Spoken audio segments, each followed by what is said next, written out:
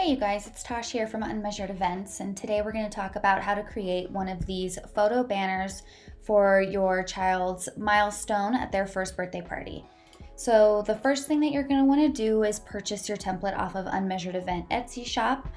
There are a bunch of them to choose from. This one's just a really popular one. This is from the Jolie collection.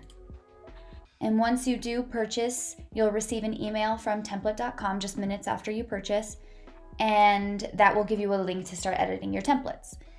When you do get into the template editor, it's going to look like this. And there's two sizes offered in each of these milestone cards, a 4x6 and a 5x7. I prefer the 5x7. I just think that it offers a little bit more of a statement piece to your event.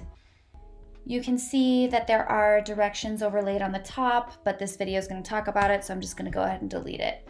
And then you can kind of see how this all looks together, but I'm going to delete that image as well. So basically, this is what your banner is going to look like. If you use your scroll bar, you're going to be able to see all of the different months all the way up to 1 year.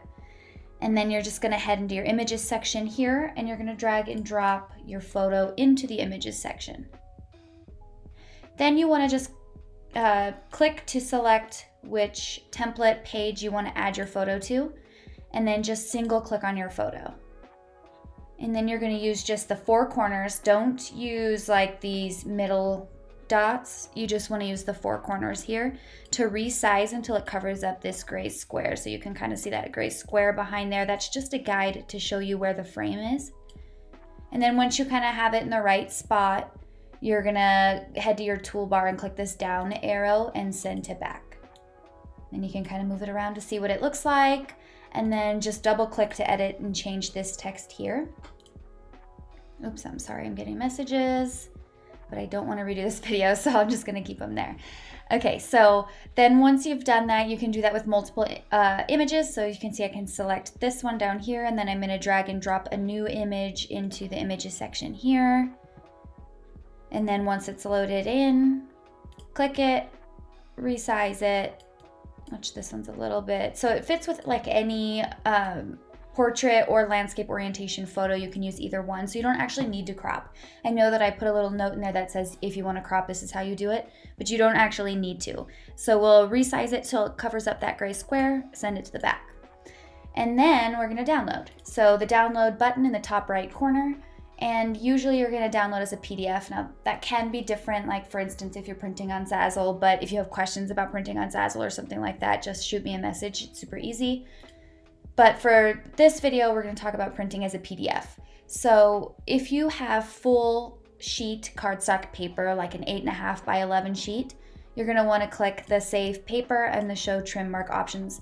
And that way you can print 2 per page and then trim them. I prefer actually to have pre-cut 5x7 cardstock. I just think it's way easier, especially with templates like this where the graphic is mostly white. This works really well if you don't have an edge-to-edge borderless printer.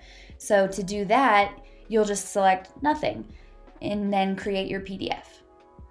So once you have your download ready to go, you're just gonna open it up and then say File, Print. And this is going to look different depending on what type of printer you have and what type of computer you have. So I use a Mac, and the printer I use is a Canon Pixma Pro, which I highly recommend. I will leave a link in the description for you if you want to look at what those are. They're just photo printers, so they print edge to edge, and they're really great for invitations or banners or stickers, labels, like literally anything you can think of.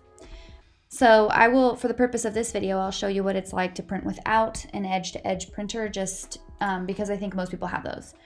So I'm going to change my paper size to 5x7 because, like I said before, I prefer to print on pre-cut 5x7 cardstock rather than using the trim lines. I just think it's a lot easier, it's way faster, and you will appreciate this change, trust me. So I'm going to click the 5x7 option here, and then I'm just going to make sure that it's scaled at 100%. That way all the font and text and everything is exactly the size that it's supposed to be. And then print. So here is what the cards look like once you do have them printed. They turn out really cute and very cohesive because of the size of the frame. And you can use any type of string or twine or ribbon. And if you want, you can use safety pins or safety clips to just pin them onto a string like this. I prefer to hole punch them just because they stay in place. You don't have to worry about anything falling. So honestly, just a standard hole punch will do the trick. So then I just, you know, punch the corners, like so simple. And then use your twine or whatever to thread it through from the front to the back. That way the front of the card is not getting, showing the string.